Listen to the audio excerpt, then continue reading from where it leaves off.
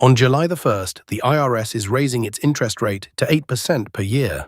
That's the highest it's been in nearly 2 decades. The government charges you 8% if you owe them. Meanwhile, the average high-yield savings account is paying 3.8%. The gap is 4.2%, and that gap tells a story about compound interest, the financial force that either builds your wealth or quietly erodes it, depending entirely on which side of the math you're standing on. I'm going to walk you through what compounding actually is, why time is the only variable you can't manufacture, and how the same exponential math that created the $4 trillion 401k system also keeps 60% of Americans in credit card debt. This isn't a lecture on a formula.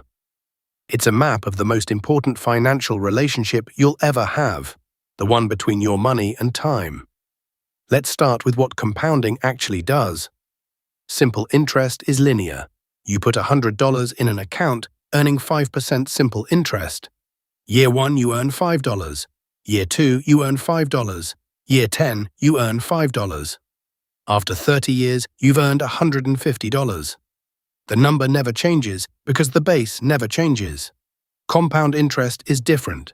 Year 1, you earn 5% on your $100. $5. Now you have $105. Year 2, you earn 5% on $105. $5.25. That extra quarter matters because next year it earns its own return too. Year 3, you earn on $110.25. And so on. The base grows every cycle.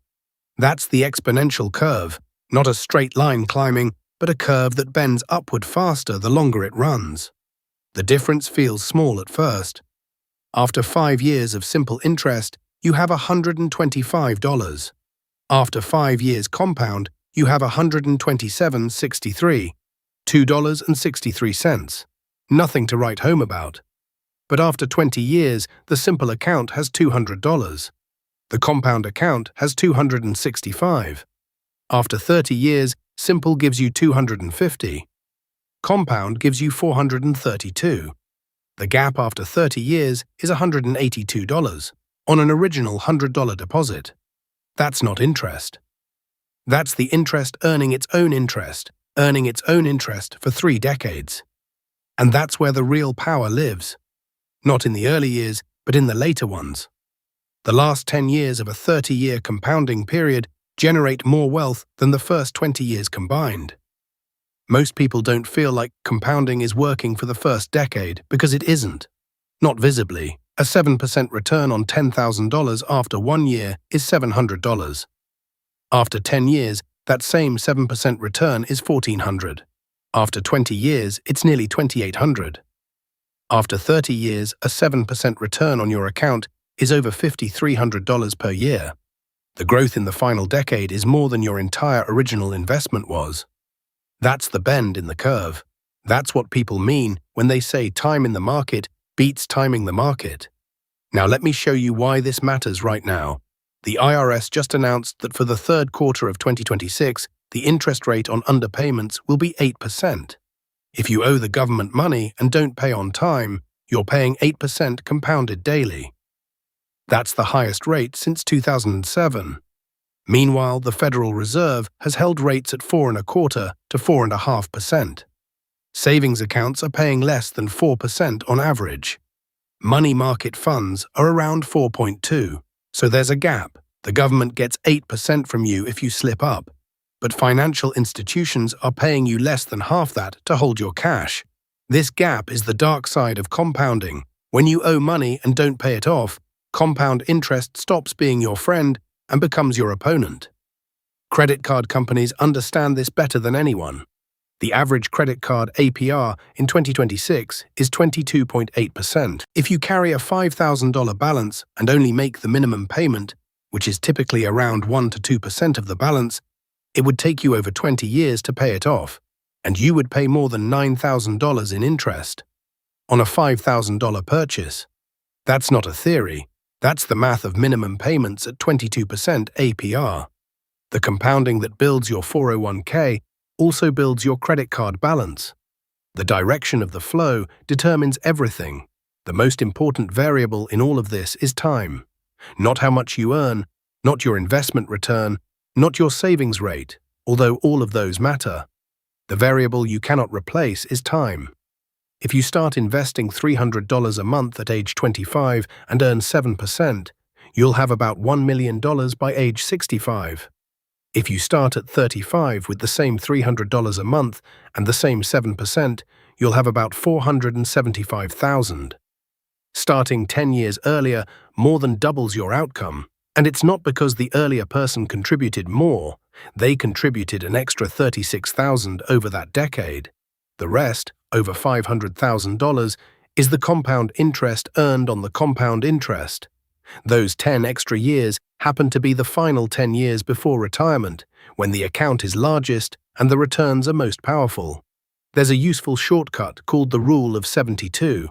Divide 72 by your annual return rate to get the number of years it takes your money to double. At 7%, it's about 10 years. At 10%, about 7. At 4%, roughly today's savings account rate every 18 years. This reframes how you think about savings. If you're 30 and invest $10,000 today, at 7% that becomes $20,000 at 40, $40,000 at 50, $80,000 at 60. The first doubling adds $10,000. The last adds $40,000. That asymmetry is the entire point. Now here's where the confusion shows up. There's a very popular personal finance guideline that says you should have 1 times your salary saved by age 30. I saw a thread on Reddit with over 70 comments from people who were confused by that. Is it 1 times gross income, 1 times net? What if you started late? What if you have student loans? The confusion makes sense because the rule is a shortcut, not a formula. The real math is about having enough time in the compounding engine. 1 times salary by 30 gives your money 35 years to compound before a traditional retirement age of 65. 2 times by 35 gives it 30 years. 3 times by 40 gives it 25 years. The rule exists because those doubling periods, roughly every decade at 7%, stack in predictable ways. If you have 1 times salary at 30, at 7% that becomes 2 times by 40, 4 by 50, and 8 by 65. The rules are just the compound interest formula translated into practical milestones. But here's what the rules don't tell you. The most important financial move you can make in your 20s isn't picking the right stocks. It's opening an account. Any account. A Roth IRA, a 401k, a TFSA. The wrapper matters less than the act of starting. The first year of compounding is almost invisible. The first 5 years feel meaningless, but the first dollar you invest at 22 has 43 years to compound before a traditional retirement at 65. At 7%, that single dollar becomes over $22. Every dollar you save in your early 20s has the potential to multiply more than 20 times. That's not a return you can replicate by earning more later. You can earn more at 40, but you can't buy back the 18 years of compounding you missed between 22 and 40. Let me give you a concrete framework. Think of your financial life as having 3 compounding engines. The first is your savings engine, the money you're putting away in tax-advantaged accounts. The second is your debt engine, the money you owe at compound interest rates. The third is your human capital engine, your ability to earn and invest. The goal is to have the savings engine running for as long as possible, the debt engine turned off or minimized, and the human capital engine pointed at feeding the first one. The savings engine is the easiest to optimize. Max out your tax-advantaged accounts first. A Roth IRA or a 401k means the government does not take a cut of your compounding each year. If you're earning 7% in a taxable account and paying 15% capital gains each year, your effective return drops to about 5.95%. Over 30 years, that difference, the tax drag on compounding, can cost you over 30% of your final balance. Tax-advantaged accounts protect your compounding from that drag. The debt engine is harder. Credit card debt at 22% doubles every 3 years and 4 months via the rule of 72. A $1,000 balance becomes $2,000 in 3 years, $4,000 in 6.5, $8,000 in 10. That's not hyperbole. That's exponential math on the other side of the equation. Before you start optimizing your savings rate, eliminate high-interest debt. No investment return reliably beats 22%. Paying off a credit card is the highest risk-free return you will ever get. The human capital engine is the one most people neglect. Your ability to earn income is the fuel for everything else. Investing in your career, skills, certifications, networking raises the ceiling on how much you can feed into the savings engine.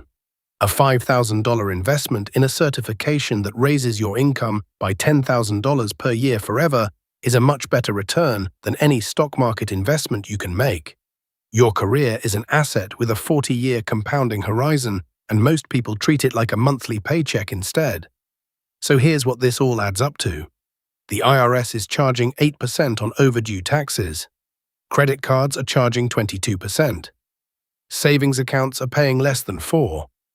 The stock market has historically returned about 10% before inflation, 7% after. Every single one of those numbers is a compound interest rate that's actively working in one direction. The question is whether you've positioned yourself on the receiving end or the paying end. Compounding is morally neutral.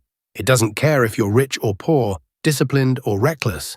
It just amplifies whatever direction you're already moving. If you're saving, it amplifies the savings. If you're borrowing, it amplifies the debt. The direction is a choice you make every time you decide where a dollar goes. The single most important financial habit you can build isn't picking the right investment, it's starting. A dollar invested today has more potential than $2 invested 10 years from now, because that dollar has the one thing you cannot buy, earn, or borrow: 10 more years of compounding runway.